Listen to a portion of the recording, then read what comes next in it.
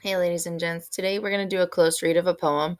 We're going to spend 2 days close reading this poem, and then you will have a brief quiz on it, and that's going to give us the rest of the week. Initially, yesterday, I had said we were going to spend some time starting to celebrate and share our analysis publications, but I want to give the week total for people to get that submitted to me. And then that way it also gives me time to figure out which day I want students to meet with me next week on the Google Classroom page. So the rest of the week this week is going to be geared around our reading class and not our writing class. As we close read the poem for today, we're going to look in our literature learning text packet. We're going to focus on the essential question of what is literature text really about and how does interaction with the text provoke thinking and response. In our first phase of reading, because when we close read a poem, we always read it 3 times. And in our first phase of reading, we're going to read it just for what the text is saying. When we do that, we're looking at learning target number 5 to create an objective summary of the text. With poems, that sometimes could mean 2 different things. Either your summary is going to be a summary of plot, or because a poem sometimes can be set up with a plot structure, or it might be just summarizing the intense emotions given by the author per stanza. And in this case, your summary is going to be the second type, where you're looking at the emotional language and the emotions used by the speaker within each poem. Now, although you are talking about the emotional language the author uses, please make sure your summary is objective and don't give your opinion for how you feel about the poem within it. So in the first phase here of your world, you're going to be reading for what the text says. The poem has 3 specific stanzas, 12 total lines, so make sure your summary of the text for the first phase focuses in on a minimum of 3 sentences, a sentence per stanza, as you summarize what this text is about with your first phase of reading. As we get into the second phase of reading, just like we always do, we're going to read for how the author writes the poem and how by writing it in a specific way, they are doing that for a specific reason. So in this case, we're going to be looking at point of view, which is learning target number 7 and 8. Analyze how the author develops the point of view of, in this case, a specific speaker in the text. So we said that point of view, yes, we always like to go back through to that first, second, or third person point of view or whatever, and determining, oh, we wrote it in first, second, or third.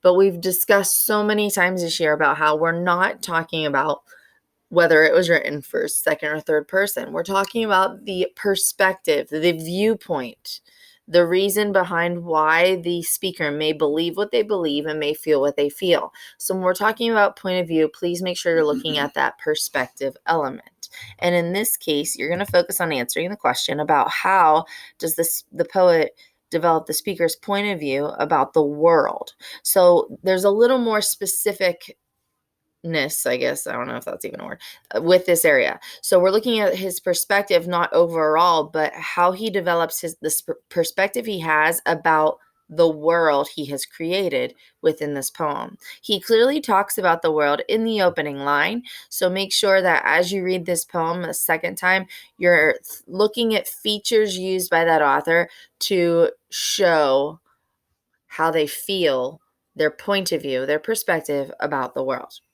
I do ask that you begin this particular question with a one of these sentence stems.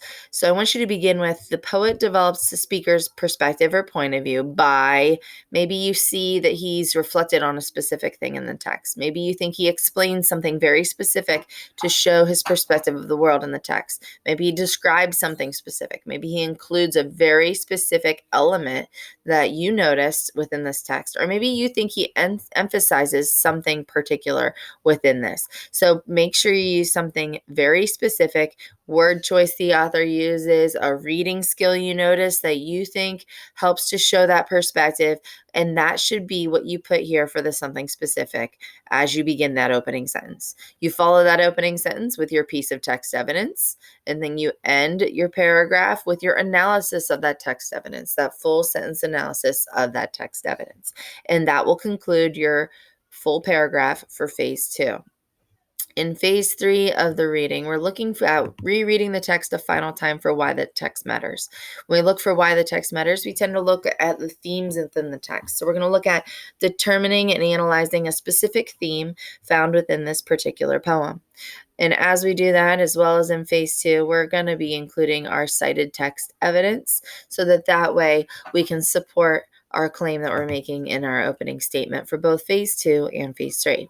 So for phase 3, I'm asking you to look at a theme, yes, but I'm again making it a little more narrowed, a little more specific. I want you to look for what theme is developed by the author's choice or the poet's choice of giving the speaker wings. So you need to look at the wings to develop your theme for phase 3. So make sure that you do that. In tomorrow's video, I will begin it by reviewing the features of the first, second, and third phase and showing off some of the answers that I've noticed that are done really well by students so far. So you will see some responses for this one tomorrow.